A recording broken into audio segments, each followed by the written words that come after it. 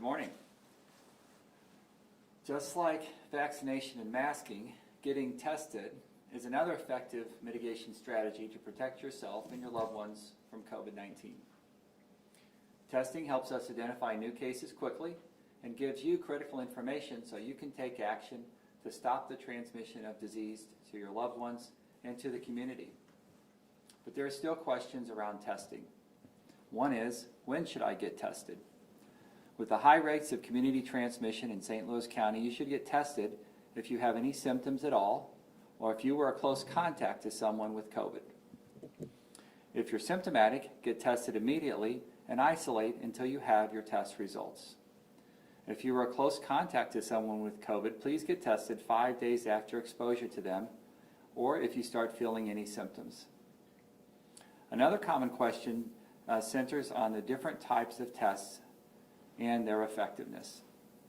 There are two categories of COVID-19 diagnostic tests, molecular and antigen.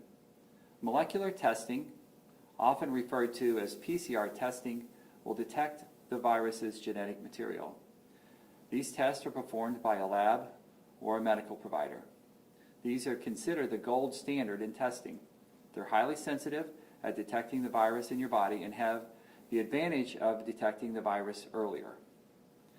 Antigen tests detect proteins on the surface of the virus.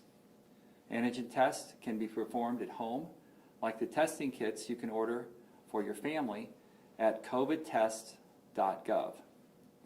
These tests are less sensitive at detecting the virus. However, they are good at detecting the virus during the infectious period, meaning when you're most likely to be contagious and to spread disease to those around you.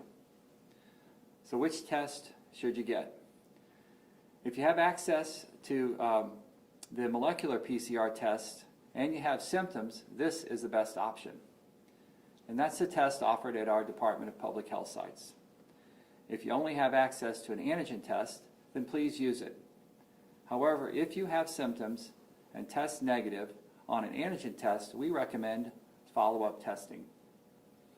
Ideally, follow-up testing is a PCR test to confirm, but another option is a second antigen test, approximately 24 hours later.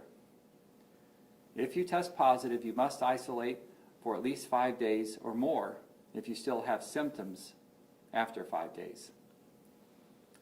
If possible, getting a negative antigen test to confirm that you are no longer infectious after your isolation period would offer an additional layer of confirmation that you will not get anyone else sick. If your employer requires a negative test to return to work, please consult with them to make sure you understand what their requirements are.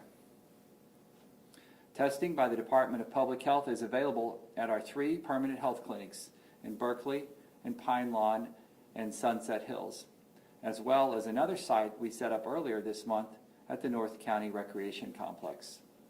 These are all PCR tests.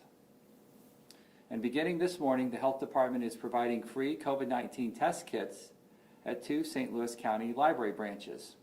The Rock Road branch is located at 10267 St. Charles Rock Road, and the Weber Road branch is located at 4444 Weber Road. These saliva PCR test kits are available through the library, and they must be reserved by calling 314-994-3300. The kits will be available for curbside pickup at the 2 branches, and there's a limit of 2 test kits per person. Please do not show up at the branches without making a reservation by phone. Each test kit comes with detailed instructions. Test kits must be returned to the Department of Public Health at one of our health centers at the drop-off site. And this is needed for processing and analysis. The addresses of the health centers are located with information that comes with the test kit that you pick up from the library branches. For testing at the 4 locations, appointments are necessary, and they can be made at revivestl.com. And that's for testing at any of our Department of Health locations. This website, revivestl.com, is also where you can get information about vaccines. And if you don't have internet access, please call 314-615-2660.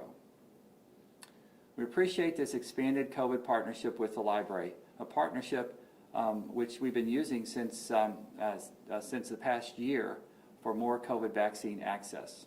So far, the library has been able to provide 3,200 shots. Our response to this pandemic has required us to build partnerships in the community, and we continue looking for ways to do so, so access to vaccines and testing will be available to everyone. Thank you, and I'd be glad to answer any questions.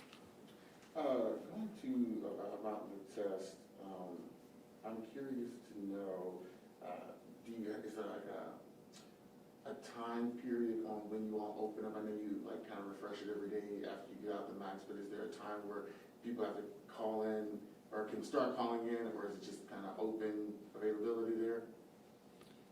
So the question is about what time we can start calling. I would start calling now for an appointment for those test kits at the library. Moving to your N95 mask, I know that those are not going to be given out really right now. People are going to pick those up for the most part. What role are you all going to play in helping get those distributed?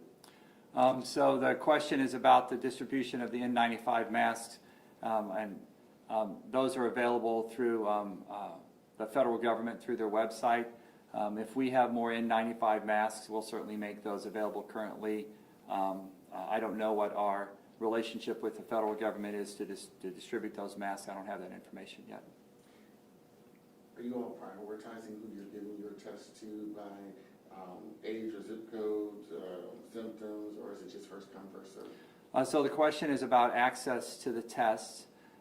We have, 3 of our testing sites are in North County, the North County Recreation Center and Pine Lawn in Berkeley, and those are for ease of access to the residents of North County, recognizing that our North County residents have been hit hardest by the pandemic.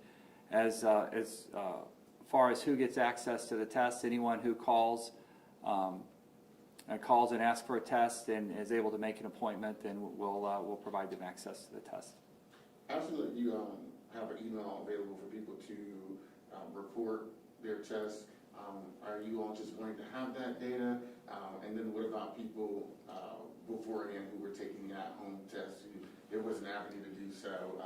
Do you want those numbers, or you just moving forward? Your question is about the people who are taking at-home tests and how do we collect information from them, and we have an email address that's available. I don't remember that off the top of my head, but it's on our website at revivestl.com. We are interested in collecting information from someone who tests positive with an at-home test, and that's going to be especially important as at-home tests become more available in our community and as they're more available through the federal government. If more people are using at-home tests than the PCR test, then it will be difficult for us to track the caseload, difficult for our country to track the caseloads if those most of the testing is done with at-home tests. So we understand the value of the at-home test. We understand that people need to know if they're positive or not, so they can react appropriately and take the appropriate precautions.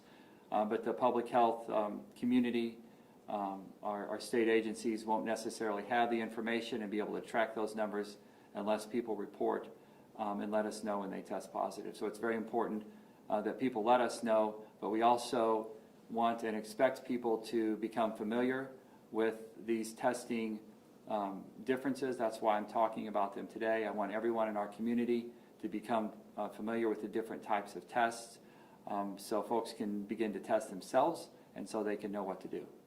And for those who have already tested positive, are you still wanting to collect that data?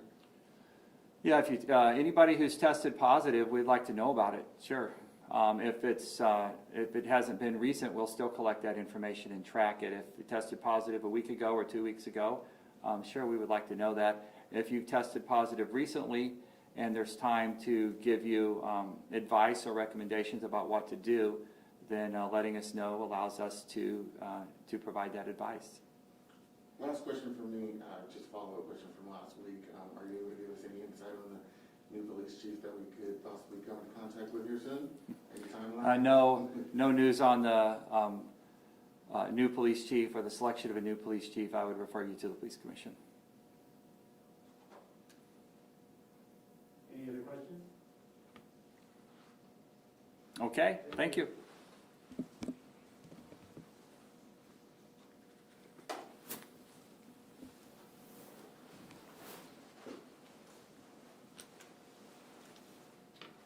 Any more questions? Anytime, bud. Thanks. I was like, I didn't want to.